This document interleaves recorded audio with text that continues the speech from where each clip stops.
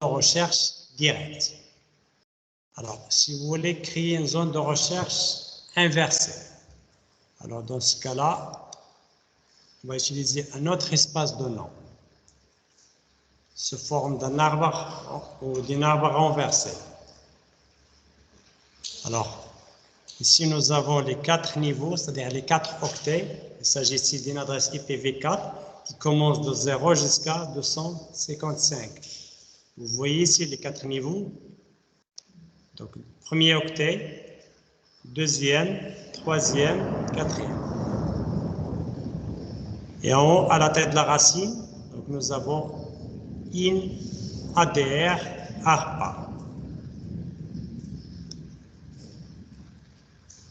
C'est-à-dire, si vous voulez ici créer une zone de recherche inversée, alors cette zone doit terminer par IN, ADR.ARPA.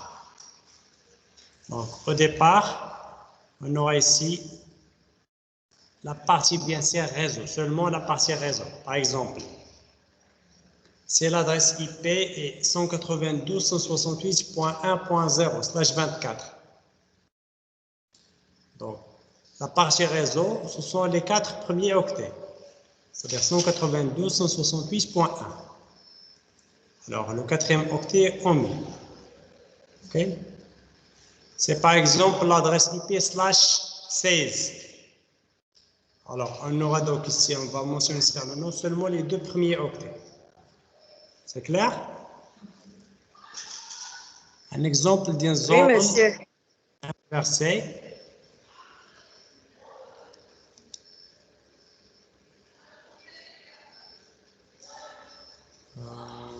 Alors, durant la création. Ok, donc dans tous les cas, passe ici.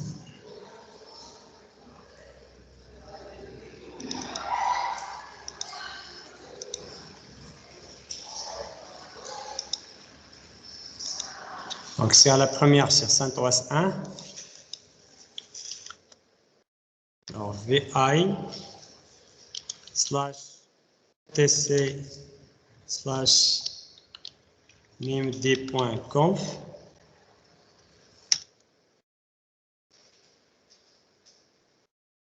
On va recopier ici les mêmes lignes.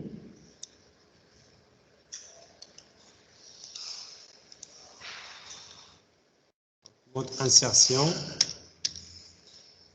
coller.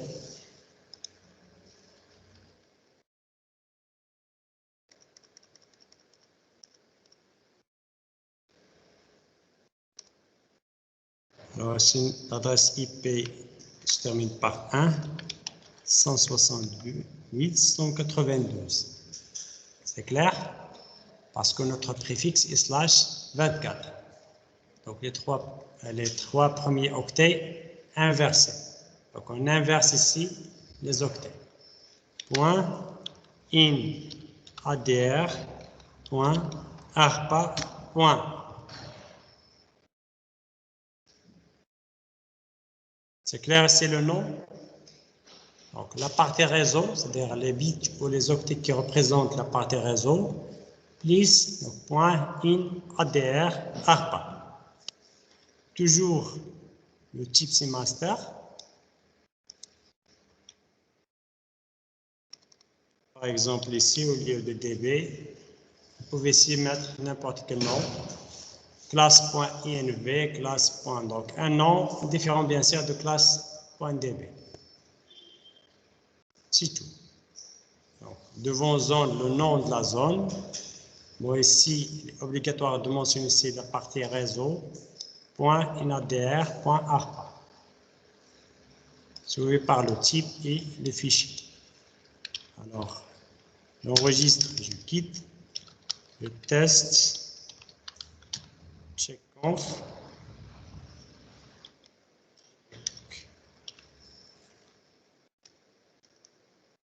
Et un tag. Alors, dans /var/named, je fais ici donc cp named. Dans ce cas-là,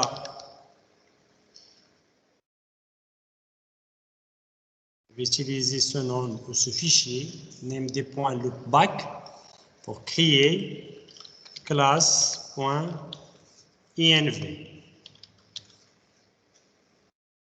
C'est clair? De même, il faut donc changer le propriétaire, le propriétaire de classe.inv.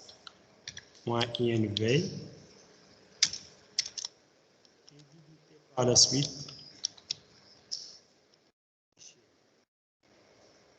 donc shown named class.env, vi class. Alors toujours après le SEA, on insère ici le nom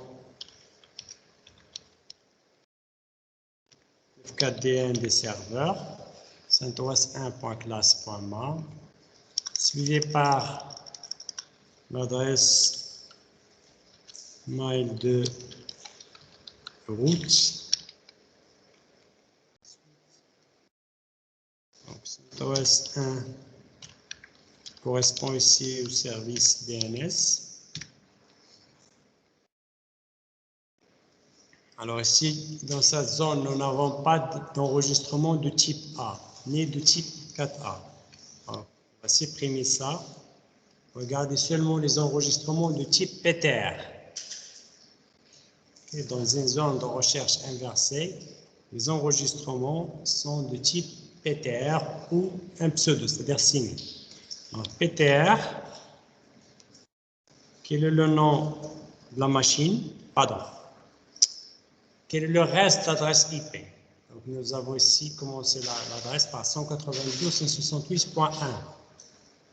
Alors l'identifiant de CentOS 1, c'est 3. C'est-à-dire la suite, l'adresse IP. Il suffit de mentionner ici seulement la suite. Ici, nous avons donc le nom de la machine qui est CentOS 1.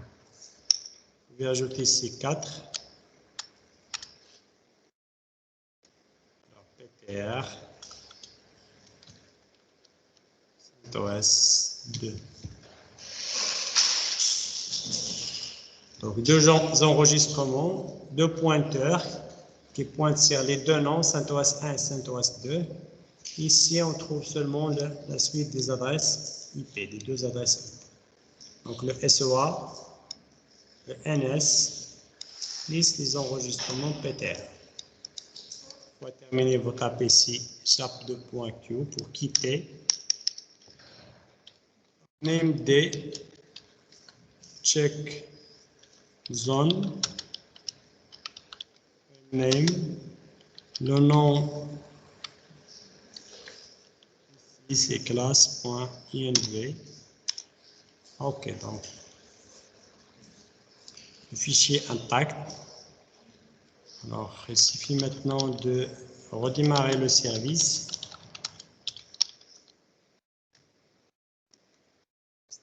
Start named. Je vais vérifier le statut.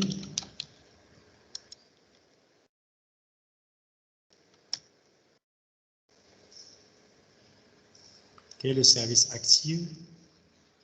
Et elle a chargé ici la zone 0, la zone 127, zone localhost, la zone classe.ma, donc chargée, et la zone 192.168.1 est aussi chargée. Donc toutes les zones sont chargées.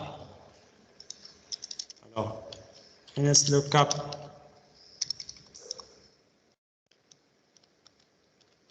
CentOS 1 doit chercher dans la zone de recherche directe. Voilà ça. Donc là, je pense que nous n'avons pas configuré ici le nom.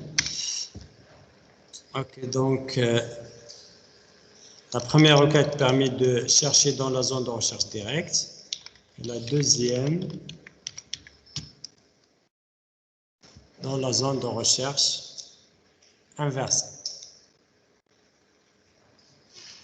Alors, quelle est la machine qui possède cette adresse? Cette machine est nommée CentOS 1. Il se trouve où? Il se trouve ici. dans la zone nommée 1.168.192 INADR-A. Alors, si j'ajoute ici le NSTOCAP 4, alors CentOS 2 se trouve bien sûr sur la même zone, il est identifié par ça.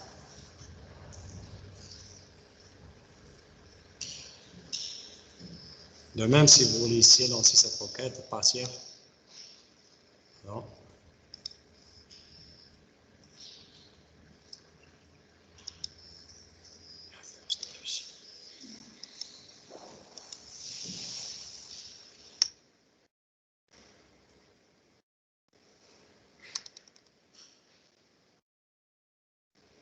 À partir de CentOS 2. 3.4. Vous pouvez aussi utiliser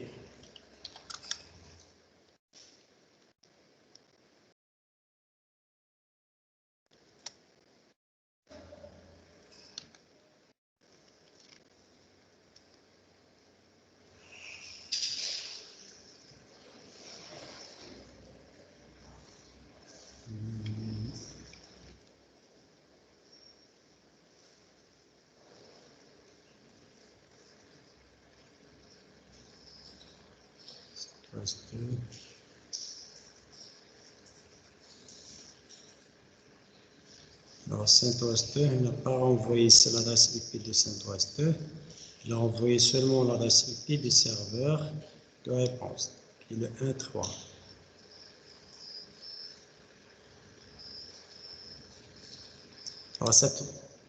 Donc on utilise soit NSLOOKUP pour interroger un serveur. Nous avons aussi la commande host ou la commande dig.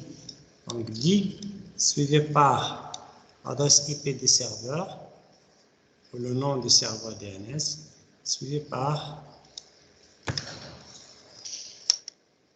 la demande. Alors si on vérifie ici, si on nomme ici l'adresse IP du serveur,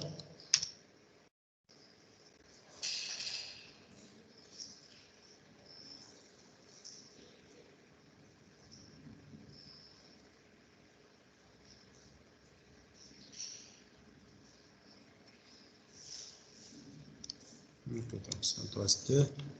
Alors si j'ajoute ici .class.ma,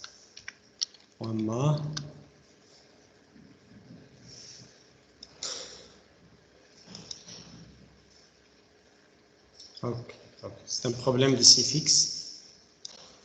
Donc CentOS 2 est identifié par le 1.4. Quelle est l'autorité? C'est-à-dire le SOA. Donc dig, il renvoie ici plusieurs informations. Le SOA, c'est CentOS 1. Le NS, donc c'est toujours CentOS 1 identifié. Et la réponse, donc CentOS 2 possède donc 1.4, adresse IP 1.4.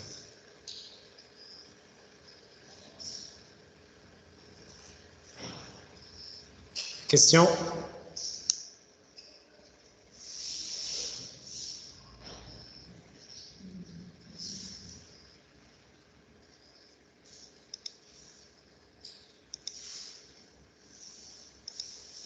Ouais.